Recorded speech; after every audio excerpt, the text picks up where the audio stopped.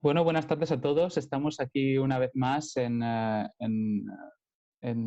de nuestras entrevistas en el N'Espérez Plus Fest. Y pues para finalizar este ciclo de entrevistas tenemos otra vez, no puede ser de otra manera, a un invitado muy especial. Y, y bueno, pues para introducir un poco a este invitado, decir que va a ocupar su participación en gran parte a hablar pues, de la música barroco francesa en el campo principalmente de los ensembles emergentes jóvenes de música antigua en Europa y que se especializan en este caso al repertorio orquestal y de música de cámara de los siglos tarde XVII y principios del XVIII.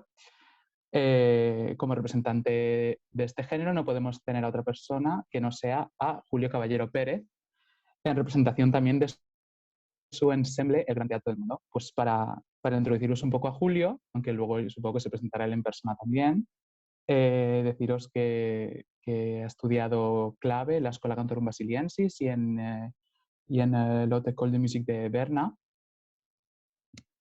con Dick Böhne, Georg Andreas Böttcher, Francesco Corti, y también se ha formado con grandes personalidades de la música antigua, pues Martin Beyer, Michael Fohm, y con el Gran Teatro del Mundo pues desarrollan su tarea artística y concertística hoy en día, actuando en grandes festivales como puede ser el Festival Namjoné, en el cual acaban de grabar su primer disco, o el Festival de Urbino, música antica.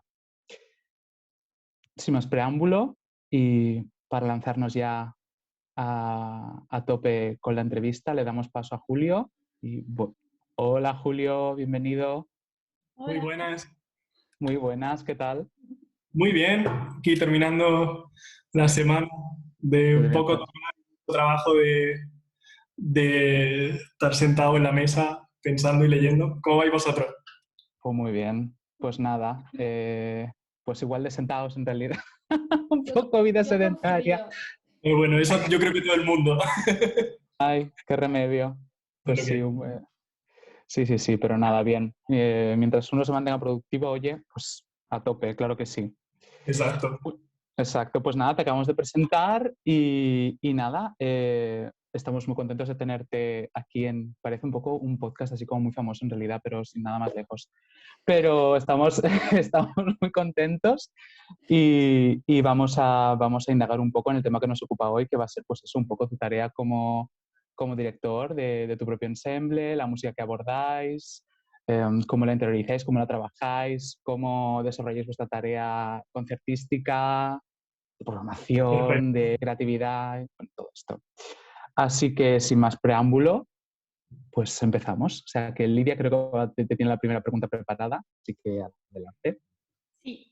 Perfecto. Gracias a vosotros. No, Bueno, la primera pregunta sería, ¿qué te inspiró a enfocar el trabajo de un ensemble a tocar música vocal francesa con instrumentos? Es una buena pregunta. Realmente es una música, bueno, yo llevo tocando con algunos miembros de este ensemble 8 años ya. Y empezamos simplemente, de hecho, no sé, con Miriam, por ejemplo, la oboísta, empezamos la música antigua prácticamente juntos. Eh, y fuimos descubriendo lo que nos iba gustando y al final a todos nos gustaba la música francesa. Eh, lo que pasa es que, claro, empezamos a tener una constelación de instrumentos bastante particular. Teníamos traverso, flauta de pico, a veces violín, oboe. Es una instrumentación que se presta muy bien a esta música. Entonces, aparte de lo que nos llevó a nosotros a tocar esta música, que es simplemente que nos gustaba, también nuestros instrumentos se prestaban a ello. Pero estoy hablando de la música francesa en general. Claro, luego yo estaba estudiando estas obras, ¿no? Cuando estaba estudiando en Suiza y me sorprendía la cantidad de obras, de ópera sobre todo, que yo veía y que estaban en versión reducida. O sea, no tenían todas las partes. Tenían solamente las partes esenciales. las melodías, el bajo, las partes intermedias estaban omitidas, etc. Y claro, y de hecho recuerdo que una vez en clase una profesora lo mencionó, dijo, sí, hay un montón de óperas que están editadas, pero ni siquiera sirven para tocarse porque no tienen las partes intermedias, están incompletas. Era simplemente, bueno, para un objeto de los estudiosos, para poder aprender composición estudiando esta ópera, o simplemente un objeto de coleccionismo que tenían, ¿sabes?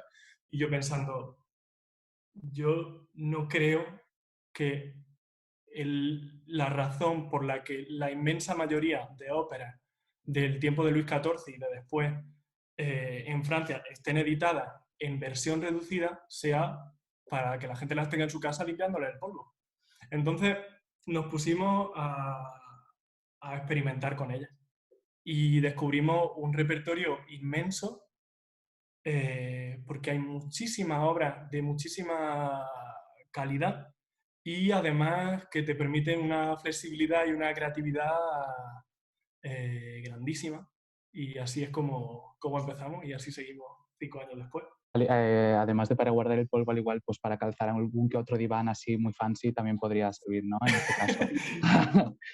Siempre se le encuentra claro, una dependiendo un utilidad. poco del nivel de burguesía, ¿no? En este sentido. Pero me encanta porque a veces se tiran algunas cosas, ¿no? Como diciendo, esto no sirve y es como, bueno, ¿y por qué no? Porque no se puede tocar, Efectivamente. ¿no? Claro, además yo creo que es una manera de... No es realmente ponerse en la mentalidad de la época. O sea, estamos hablando de libros que costaban un dineral, que en parte esa es la función que tenían, el hecho de ser reducido, el que costaran menos. Claro. Simplemente. Las óperas de Lully, mientras que él estaba vivo, las mandaba a imprimir todas en, en partitura completa, y eran carísimas, pero bueno, él tenía el monopolio de todo y se hacía lo que él quería. En cuanto murió, empezaron a salir ediciones reducidas de sus mismas óperas que ya habían sido imprimidas. Y aparte de otros muchos compositores. Y está clarísimo que no era, es que al revés, es que no es que estas reducciones no sean útiles para tocarlas, es que la partitura completa no es útil para tocar esa ópera en tu casa o en un sitio, porque tienes que estar pasando la página continuamente, muchas veces no tienen cifrado, es otro tema, pero entonces al final tenemos estas reducciones que son perfectas para que la gente que no tenía CDs en aquella época pudiera tocar ellos mismos o contratar a músicos profesionales para que tocaran la obra que querían escuchar, que al final hay que imaginar que la ópera francesa en aquella época era el espectáculo por excelencia, era algo, la gente iba 5 veces a ver la misma representación, había críticas encarnecidas contra o en favor de tal obra, hay que imaginárselo como hoy en día, como algo completamente vivo. Y me parece que entonces pensar que era un objeto de coleccionista para la burguesía rica, obviamente era para burguesía, lo que decía, una cuestión del precio de los libros, pero era algo también muy popular y que la gente tocaba en sus casas. Claro. No, y teniendo más en cuenta que al igual óperas como Armid, ¿no? Que se han ido representando hasta casi mediado final, último mitad del siglo XVIII, hasta pues casi eso, la Revolución. hasta casi la Revolución. Y además es súper interesante ver cuando retomaban esas óperas, porque decían Lully. Lully llevaba ya casi 100 años muerto y estaba ya, eran muy conservadores los franceses con su estilo nacional, pero al mismo tiempo estaba ya, bueno, un poco pasado de moda. Entonces seguían teniendo el nombre, la marca Lully, que garantizaba éxito, y Armida, pero luego dejaban 4 cosas de Armida y el resto lo reescribían compositores posteriores, como, no sé, como Ravel, Sí, y así sí, para mantenerlo a la moda. Por eso digo, era una cosa mucho más viva de lo que hoy en día, cuando miramos atrás, nos imaginamos, ¿no? El pasado así en blanco y negro, y al final hay que imaginárselo como algo hoy en día. Que además imagino que de alguna manera también, pues supongo que tendrían que estar reinventándose todo el rato con la misma marca, un poco, ¿no? Con este branding de, no, es Lully, ¿no? Un poco para hacer frente a toda esta invasión italiana, entre muchas comillas, que luego pues desembocaría todo esto de la Querelle de Buffon y todo esto, ¿no? O sea, y toda esta nueva tendencia que al final del 18... Pero al final Fascinante. también es como hacemos nosotros cuando hay en la música moderna, cuando hay un cover o cosas de este tipo, también hay que imaginarlo exactamente igual en este sentido. Justamente. Y se hacía mucho antes, todos los libros de Autocours que están con la tablatura, luego te pone a 5 parties y dónde están las partes, y a lo mejor hay unas, hay un dessus, no existen las demás, o está solo la tablatura, o sea que...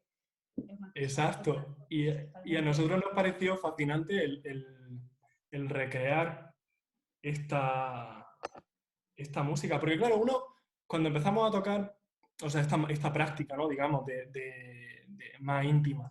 Pero claro, cuando uno se pone a tocar esta música, dice, bueno, la primera pregunta que uno se tiene que hacer, ¿no? Si uno es honesto consigo mismo, con su trabajo, es, bueno, ¿y qué ganamos? O sea, pudiendo tocarlo con una orquesta o pudiendo tocarlo con voces, ¿qué se gana cuando uno lo interpreta con un grupo pequeño y con instrumentos?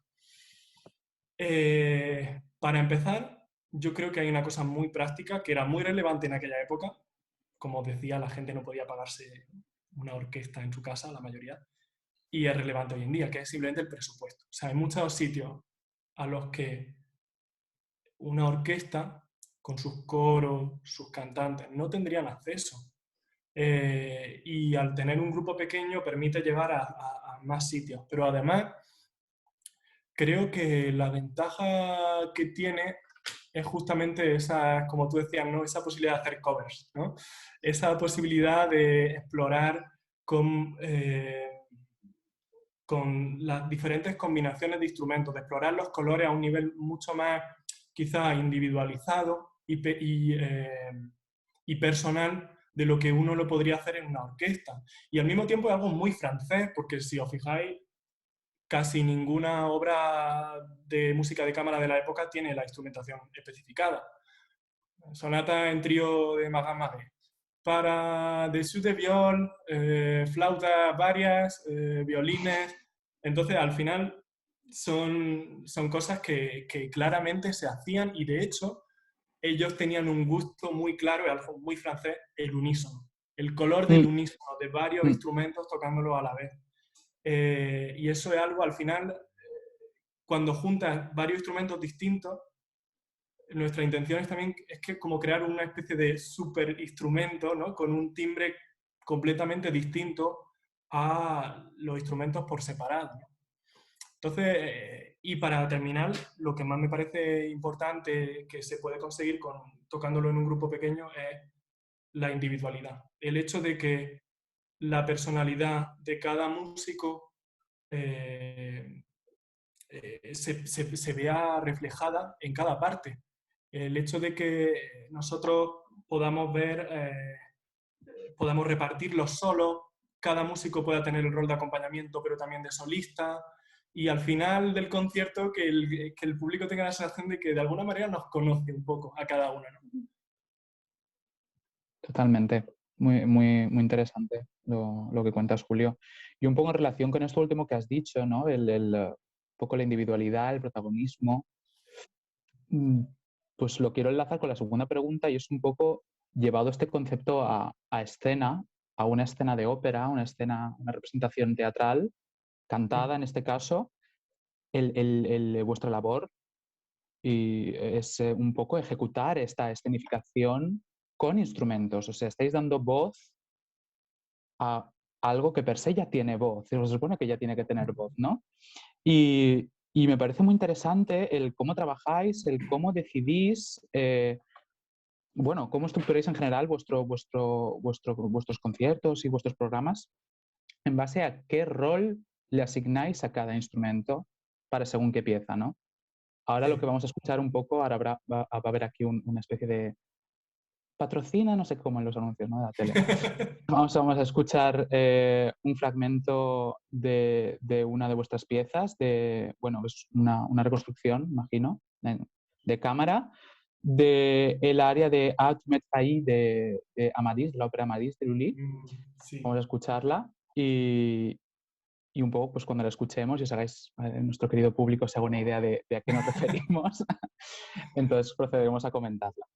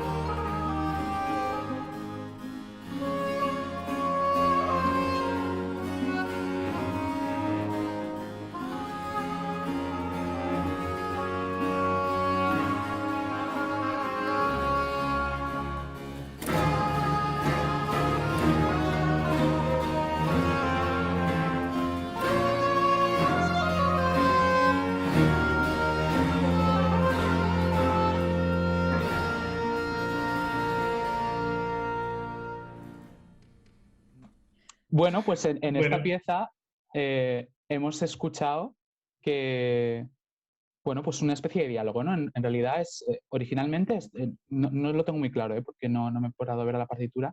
La voz principal de esta pieza está cantada originalmente por un basso o por un tallo, por un bajo, ¿no? En este caso. Bass type, sí. Bass tallo, ¿no? Una voz así como más grave.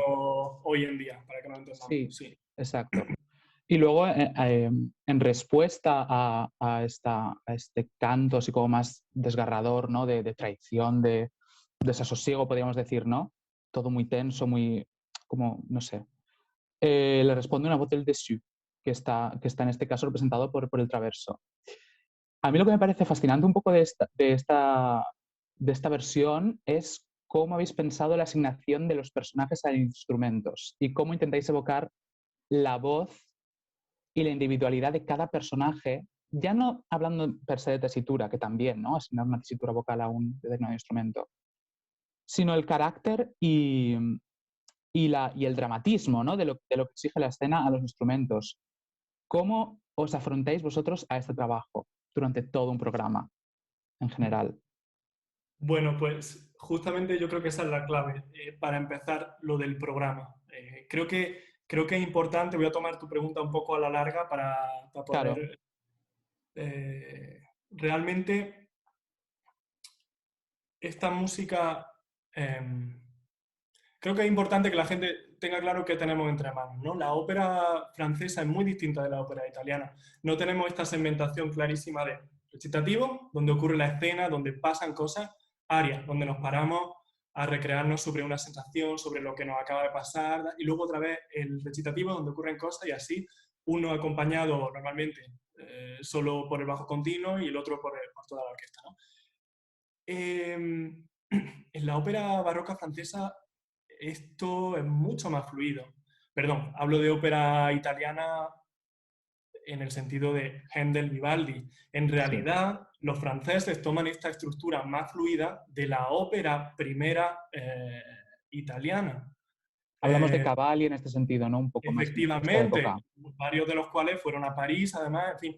Entonces, a los franceses les costó un poco aceptar la ópera, están un poco reticentes por estas cosas extranjeras, italianas, pero al final dijeron, bueno, bien, lo vamos a hacer, pero lo vamos a hacer con nuestro estilo de canto y lo vamos a hacer con nuestro idioma, no como los ingleses hicieron después, que la mayoría de la ópera era en italiano, bueno, los alemanes también. Y lo vamos a hacer incluyendo algo que no puede faltar en cualquier espectáculo francés, que es la danza. Entonces, igual que en Italia la disciplina principal era el canto y en España era el teatro. Por algo la zarzuela al final es una ópera con teatro. O sea, al final tenemos estas cosas, esta mezcla de género, y que además tenemos entonces música, tanto vocal como instrumental, tenemos danza y tenemos literatura. Tenemos lo que es el texto en sí.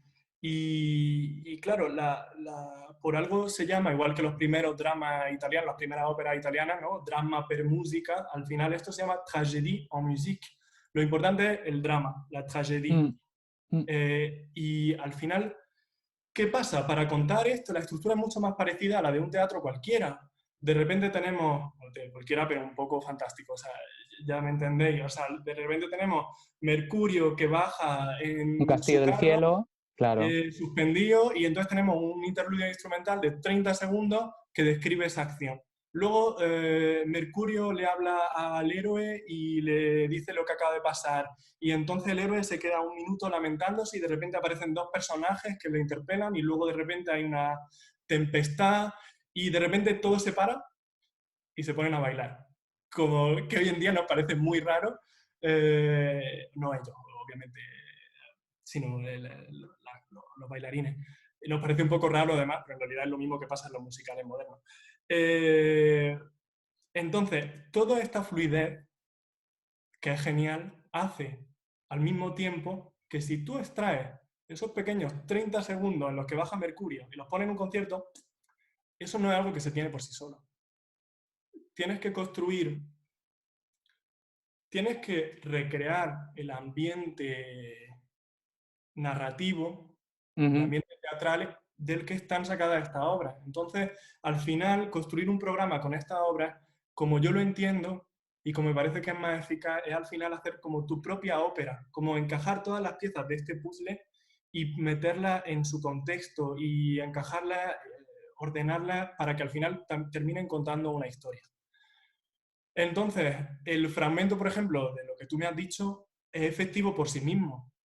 Pero claro, en el contexto de un programa, yo creo que tiene más efectividad, ¿no? Cualquier persona, por ejemplo, eso es muy cualquier persona que improvise o algo, lo ve muy claro a pequeña escala. Dice, bueno, ¿y si yo he cogido esta idea de Louis Couperin y en él suena genial, y cuando yo improviso y cojo la misma idea, no funciona igual? Porque no se trata solo de lo que coges, sino de lo que hay antes y de lo que hay después. Entonces, cuando tú tienes ese arco narrativo, la suma de las piezas es mayor que las piezas por separado, digamos, la fuerza dramática. Entonces, volviendo a tu pregunta, para nosotros es fundamental entender cuál es la historia que cuentan estas obras cuando están sacadas de su contexto y al mismo tiempo insertarlas en un sitio en el que puedan representar una función dramática similar. Que ahí sea donde nosotros necesitamos dramáticamente que el fantasma de Ardan, que es el personaje que representa a Miriam, pues interpele a Azkaban y le diga nos vemos en el infierno. ¿Sabes? Al final es una cuestión de asignarlo al rol que cada uno tiene que interpretar en ese momento, de dar variedad para que cada instrumentista, cada músico tenga sus momentos en los que acompaña y sus momentos en los que tenga un papel protagonista, pero quizás lo mejor y lo más divertido cuando uno tiene un grupo con el que toca regularmente es que cuando yo hago los programas, yo no pienso en que esta obra la va a tocar el oboe y esta obra la va a tocar el violín. Yo pienso, esta obra la va a tocar Miriam. Porque no estamos hablando solo de un instrumento, estamos hablando de la personalidad de cada músico. Y al final todos son músicos muy versátiles, pero todos tenemos, igual que cuando uno hace un casting para una película o para una ópera, se busca un perfil de personalidad concreto. Al final es lo mismo cuando hace un programa de este tipo. Y así es como nosotros lo asignamos. Aparte de como cosas que tú has dicho, ¿no? Como algo que sea idiomático para ese instrumento.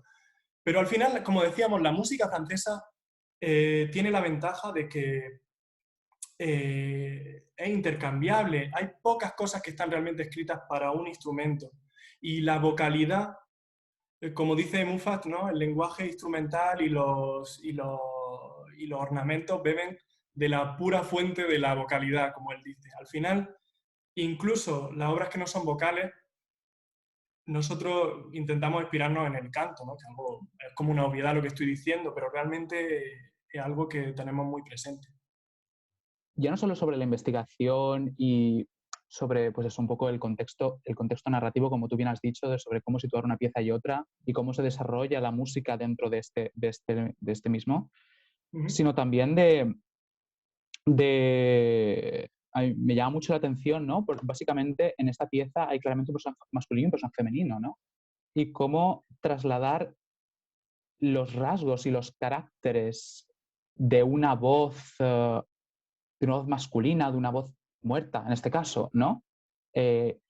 Luego el de un Desu, ¿no? Más joven, no sé, femenino, esta cosa de la masculinidad y la feminidad puesta en el sonido también y la integración de los caracteres es una cosa que me llama especialmente la atención porque no es una cosa a las que con nosotros como músicos y como estudiantes a lo largo de nuestra vida, imagino, no es una cosa a la que se te empuje directamente cuando te sueltan en esta música por primera vez, ¿no? O cuando se estudia música francesa de buenas a primeras, ya sea instrumental, más bien instrumental, ¿no? Porque luego en el canto es que es verdad que pues tienes esta cosa más de analizar los textos, de declamar, de qué estás diciendo, no sé qué.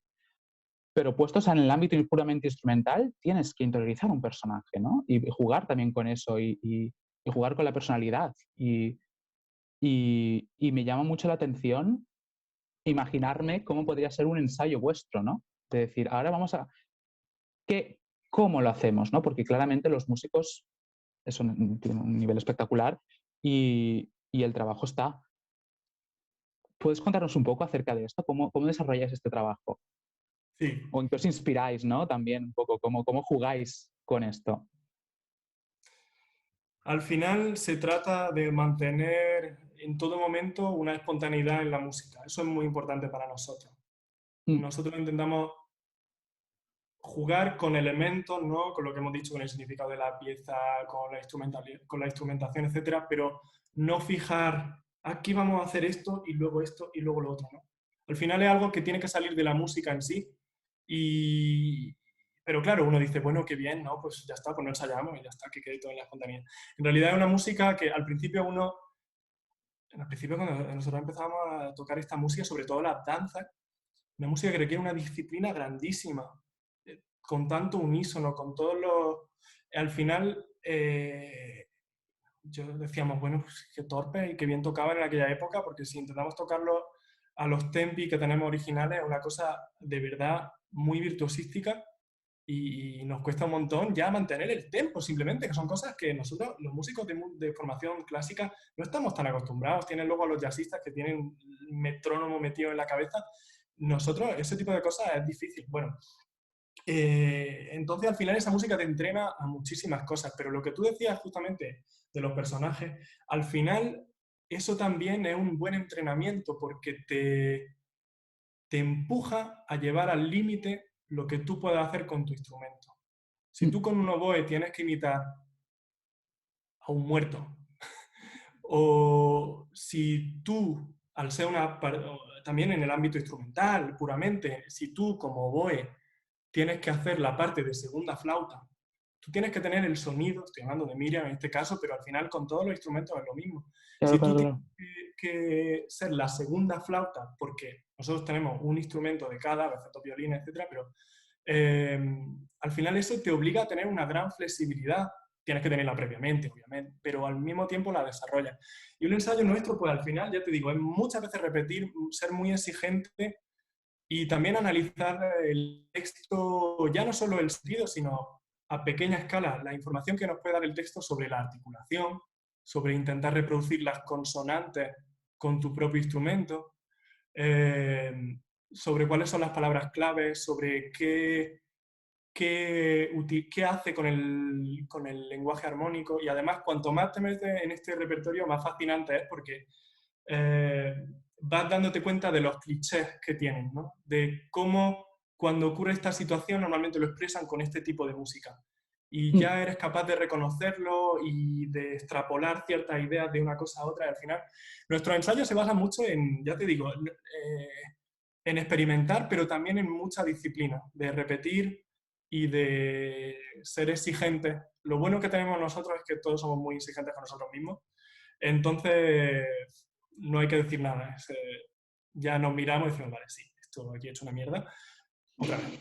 Y otra vez. Y así. Y luego te das cuenta en las fuentes que dicen, las orquestas francesas repiten las veces que hace falta hasta que consiguen su objetivo y de hecho, Ensayaban, sí, sí. ensayaban. No es por arte de magia en ellos tampoco. Y de hecho muchas veces tocaban de memoria, porque realmente ya habían interiorizado el lenguaje y habían interiorizado tanto las danzas que no necesitaban ni siquiera la partitura, ¿no?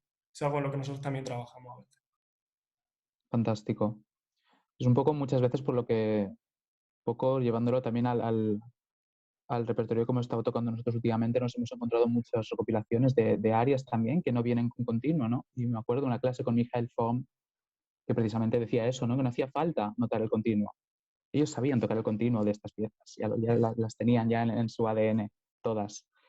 Pero sí, o sea, es de una música que aparentemente puede ser, pues eso, como muy del parnasillo, muy del relax, muy de, ay, qué bien, ay, qué menuet, ay, que... No, en absoluto, en absoluto. Laia tenía la última pregunta para ti, ¿no? A mí me han encargado de la última pregunta, que solemos tener la tradición de preguntar un poquito picante al final. A ver. Bueno, no es tan picante. Lo más picante será lo que tú te quieras meter.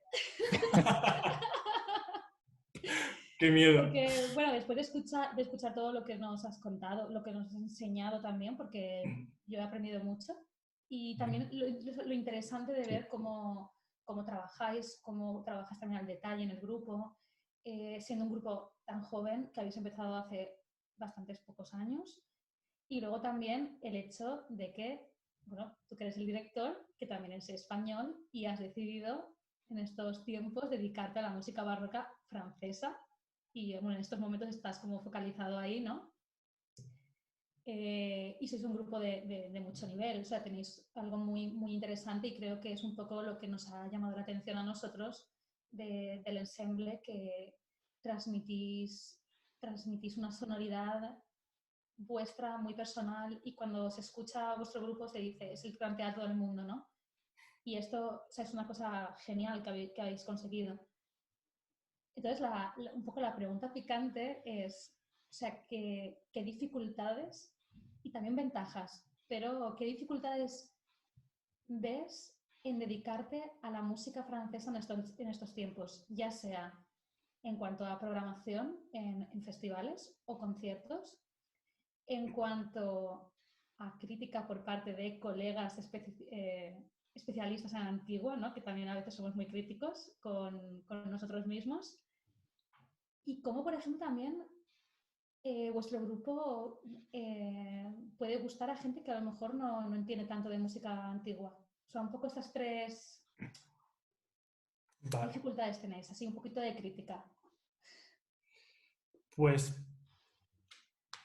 como tú bien dices, tanto mi situación como el general, el grupo, es algo un poco atípico. Tenemos un nombre español, muy barroco también, pero al final español. Somos varios españoles en el grupo, pero al mismo tiempo no todos. En francés, sueco. Al final, gente con la que al final te llevas bien y quieres tocar.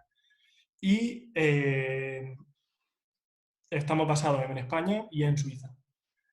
Y nos dedicamos a la música francesa, sobre todo. Entonces, es algo que puede resultar un poco confuso, ¿no?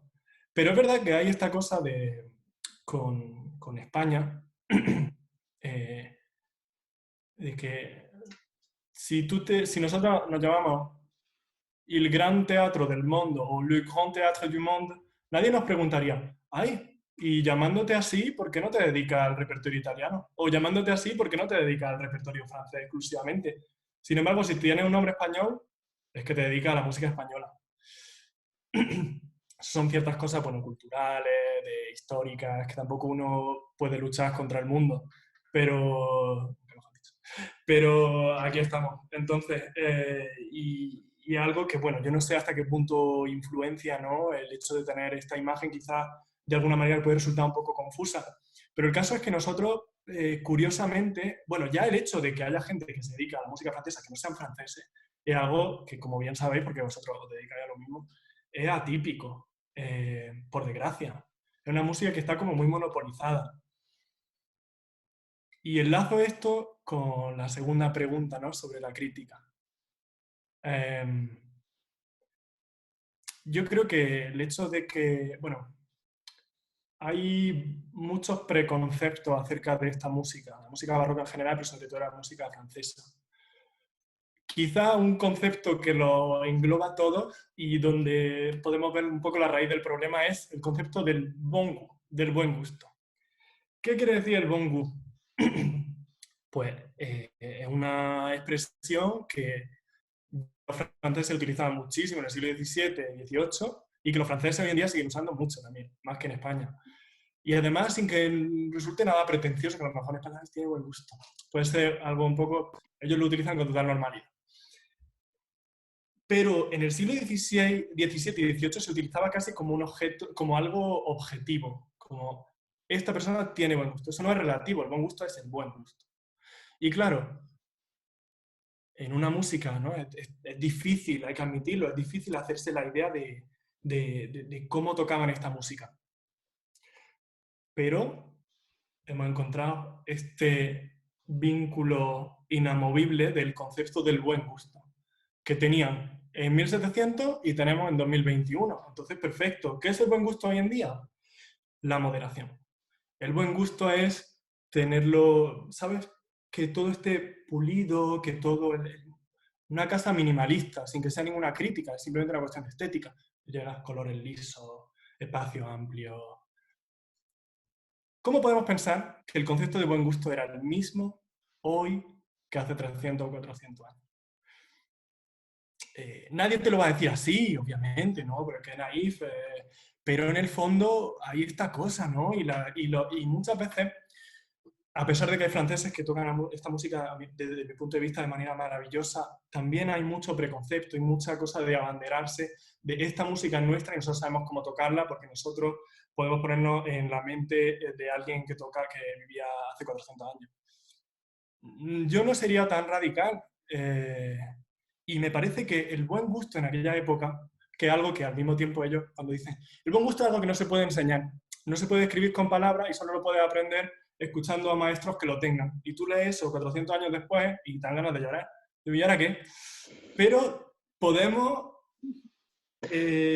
intuirlo por muchas cosas que escriben y por su repertorio y por su tipo de mentalidad. El buen gusto es no tocar dos notas iguales, por ejemplo. El buen gusto es encontrar dentro de la simetría que buscaban la irregularidad, la textura, el relieve. El buen gusto es asociar la expresión apropiada a cada obra. Y si usted tiene un texto, como por ejemplo el de la ópera que hemos dicho, ¿no? En el que un personaje te está diciendo, me traicionas, pronto nos veremos en el infierno, no me parece que sea gente que tomaba todo, ¿sabes?, sin exceso. Y si tú ves, y lo mismo en cualquier tipo de arte, de cualquier disciplina artística de aquella época, era gente que no tenía miedo a expresar las cosas de manera muy directa, no tenía esta cosa relativista, no tenía el psicoanálisis, era una cosa... Entonces, cuando uno interpreta esta música, todo esto obviamente, disclaimer, es todo esto en mi opinión. Cuando uno interpreta esta música desde este punto de vista y tiene un resultado que a gente, pues a veces se encuentra el rechazo de otros grupos, ¿no? Porque no entra dentro de los cánones a lo mejor establecidos de este buen gusto moderno, ¿sabes? Entonces les parece, bueno, ¿y por qué estáis haciendo esto? Y este glisando y esta cosa, ¿y por qué y tan fuerte y tan piano y estos contrastes y no sé qué? Y es como, bueno, obviamente es una manera de verlo completamente respetable, pero nosotros no es que intentemos modernizar esta música, ni mucho menos, como decís, es que suena súper moderno. no es nuestra intención, en principio. Nosotros simplemente tenemos un material delante y nos preguntamos, ¿qué nos dice? Y intentamos ponernos en la piel de esta persona, que igual que hoy en día nadie dice, bueno, vamos a hacer esto, pero sí, pero con moderación. Sí, pero esto no es... No, esa gente se expresaba a través de esa música, y más la música teatral, que era música que tenían, como hemos dicho, era un espectáculo grandioso, era un espectáculo hecho para llegar a todo el mundo. Y me parece, ya enlazando con tu última pregunta, que es una música que si se toca con intentando, sin sentirla como algo distante, sino apropiándose de este lenguaje y tocándola como si fuera propia, es una música que al final llega muy directamente al público, incluso a un público que no tenga ni idea, porque es una música que está hecha para hablar, a pesar de toda la sutileza que pueda tener, de todo el refinamiento, es una música hecha para llegar directo al espectador. Bueno, eso lo intentamos nosotros. Totalmente, llegáis porque vuestro sonido es, o sea, es espectacular en ese sentido. Y la verdad es que tienes razón, y me encanta que hayas dicho eso de que la música te habla y que también al final la estética, no sabemos cómo era la estética en aquella época y siempre hay que analizarlo todo. Y me encanta que lo hayas dicho porque a veces pasa que mucha gente, incluso músicos, profesionales dicen, bueno, pero esta música, o incluso hablando de otras músicas, incluso medieval, por ejemplo, es que sonaría fatal, cantarían mal. Y bueno, tú, como lo sabes, seguramente tenían otra estética o tenían una manera que a lo mejor hoy en día no, hemos perdido por falta de fuentes, pero ¿por qué era peor? Si sabían escribir esas maravillas, tocarían mal, pues sería como hoy, ¿no? Al final, y esa es un poco la reflexión, me parece muy, muy correcta. A mí me parece que lo más histórico que hay es no tomar esta música como algo distante, sino como algo tuyo. Y eso obviamente no es que se hace, o sea, se puede hacer con un bagaje, obviamente, idealmente, de intentar realmente entender qué es lo que nos dice esta música, pero al final tenemos que tener en cuenta que nosotros estamos intentando, imagínate que no tenemos, no sé, grabaciones de ahora y lo único que nos llega dentro de 300 años es una transcripción del solo de, yo qué sé, de Chick Corea, ¿sabes? Para que lo puedan tocar los amateurs en su casa. Y a partir de ahí tenemos que imaginarnos cómo tocaba Chick Corea. Estamos en la misma situación y tenemos que ser muy conscientes y realmente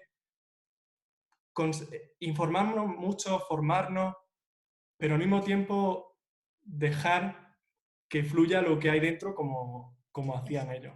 Exacto, como también dice Quants, ¿no? Hay un violinista que toca una sonata y otro violinista que toca la misma y me gusta más uno que otro. Bueno, pues sí, también al final hay que dejarse llevar por eso. Exacto. Y Y cada como uno, decía Carl Philipp Emanuel Bach, un músico, si no está emocionado, no puede emocionar al resto. Y si nosotros tomamos esta música como algo distante, no llega al público. Pero en el momento en el que nosotros conseguimos establecer esa conexión, que no es evidente, no es tan fácil como decir, vamos a dejarnos... No, requiere trabajo, requiere entender, requiere muchas cosas, pero una vez que se consigue, yo creo que llega muy directamente al público. Que muchas veces también, tomando un poco esta parte, esta asepticidad, ¿no?, de esta música muchas veces presentada en la educación, ¿no? De buenas a primeras, cuando te presentan este tipo de repertorio, pues ofusca un poco, ¿no?, al alumno muchas veces por la cantidad de ornamentos que te puedes encontrar a la hora de tocar o cantar, cuál es el lenguaje que se tiene que utilizar, qué significan un tipo de intervalos que otros. Y no sé, por ejemplo, le daba una clase a un flautista un flautista mayor que empezaba a tocar y se frustraba muchísimo. Decía, no me apetece, pereza. Digo, no, pero espérate, o sea, olvídate de los signos un rato. O sea, quiero decirte, vamos a mirar esta parte más del gusto, más teatral, más qué historia hay, ¿no? ¿Cuál es el esqueleto de todo? Y luego a partir de ahí vamos añadiendo las cosas que te van a decir o que tienes anotadas. Y un poco un poco desde el punto de vista también un poco, ya hablando de autocrítica y mercantilista también de la música antigua, creo, por lo menos yo en mi punto de vista, me he visto como muy abocado al estudio de esta música como muy desde... tienes que aprenderte esta tabla de ornamentos, esta y esta y esta otra, y leerte a estos 2 o 3 tratadistas que te van a decir pues, puntos de vista casi contrarios, pero apréndetelo, porque si no, no puedes tocar esta música. Y frustra mucho, ¿no? Desde el punto de vista de la educación, si no se tiene como partida la importancia de querer hacer una historia con esto también. Yo creo que al final eso no hay que perder de vista que todo eso eran herramientas para poder transmitir la expresión. No eran fines en sí mismos, los ornamentos, todo eso. Si tú haces los ornamentos porque hay que hacerlos, porque es histórico, aparte de que no te va a apetecer, de que no te va a llegar, tampoco va a llegar al público. Al final yo creo que se trata de eso, ¿no? Exactamente. Pues no sé, si yo es que, bueno, es como quien acaba de meterse aquí un festín de arroz al horno a kilos y medio. De analizar, Perdona que mi capacidad de síntesis es muy limitada, entonces me enrollo como una perdón persiana. ninguno, querido, perdón ninguno. Ha sido, sí, Gabriel tiene ganas ya de empezar 1 hora más de debate sobre ornamentación. Y la pobre gente que lo vea. La cara. ¿Estamos amenazando con abrir esa puerta? No, yo creo que ha sido verdaderamente una charla, bueno, súper enriquecedora para empezar. Y no sé, creo que has tocado muchos puntos de mucho interés y sobre todo que has abierto una puerta a la reflexión muy amplia para quien se dedique o a quien le gusta hacer este tipo de música o escucharla o disfrutarla simplemente para, no sé, simplemente repensar o reconsiderar ciertos aspectos de la misma. Y creo que con eso yo estoy más que contento. Así que sí, no sé. Sobre todo para que no pierda este espíritu infantil que por lo menos que es el con el que creo que nosotras tres empezamos cuando empezamos a estudiar con esta profesora, que al fin y al cabo es una música que lo que por lo menos nos evoca es eso, pues es un mundo fantástico, es un locus amenus con sus ninfas, sus cascadas, su fantasía. Es una pena que se aboque un poco a la pérdida de este sentimiento o este ímpetu de buscar esa fantasía, al fin y al cabo, ¿no? Por una dogmatización del lenguaje de la misma. Sí, y al mismo tiempo esas ninfas que pueden resultarnos lejanas hoy en día, porque a lo mejor no estamos acostumbrados a ese simbolismo, y esos héroes y esos dioses, al final son muy humanos. Nosotros ahora vamos a hacer un programa, de hecho, con Cyril Obiti, justamente ya no solo instrumental, pero tenemos el tenor y el contra. Y justamente va del rol del héroe, ¿no? Y de esa dualidad que lo hace a mitad divino y a mitad humano. Y esa humanidad es lo que permite al espectador identificarse con él. Entonces, todas esas ninfas, al final, tienen un lado muy humano y muy atemporal. Y lo que decía antes del lenguaje, de que no hay que desesperarse y de que leer todos los tratados y todo eso, es que no es incompatible una cosa con la otra. Es como cuando yo lo comparo muchas veces a aprender un idioma. Al principio tienes que estudiar la gramática, tienes que estudiar el vocabulario, te cuesta, pero uno no puede empezar escribiendo como Shakespeare cuando acaba de empezar a estudiar inglés, ¿sabes? Al final es lo mismo, estamos aprendiendo una lengua y al principio, y tiene sus reglas, tiene sus códigos, pero al final la lengua es un medio de expresión y eso es lo más importante, me parece. Sí, totalmente. Y cultivar esta parte retórica con la que se utiliza este lenguaje precisamente es lo que, de alguna manera, es curioso, ¿no? Porque hablamos de esto como, en vuestro caso, de una cosa así como súper espontánea y súper puntual y magnífica, que por otra parte da que pensar, ¿no? Para los que se dedican al estudio de la música antigua, que no haya muchísima gente o que no haya, no sé, muchísimos grupos que se dediquen exclusivamente a esta praxis de esta manera de esta música, da que pensar, ¿no? Es como, pues que sea espontáneo, esto es como fuerte. Claro, pero bueno, ese es un tema inmenso. Eso es para otra entrevista. Otro día, porque al final entramos ya en educación musical, Sí. los dogmas de la música clásica mainstream, ya una vez que la gente ha pasado esa barrera y ha conseguido meterse en la música clásica, hay 1000 temas que dan para estar aquí toda la noche, pero la pobre gente que vaya. Podemos seguir con la entrevista picante en la siguiente sesión de entrevistas. Sí, podemos incluso hacer un debate encarnizado, Un ¿sabes? debate, perfecto. Desde Debate luego el tema encarnizado. lo merece, pero... Pues, Muy bien, Julio, pues muchísimas gracias. muchísimas gracias por estar aquí y esperemos haber ayudado a la audiencia que tengamos a tener consejos para hacer música francesa, que es lo que nos interesa a nosotros. Concretamente. Julio. Perfecto. Pues muchísimas Cuídate mucho, gracias Julio. Muchas gracias. y nos vemos pronto, espero. Hasta luego. Eso esperamos. Hasta luego.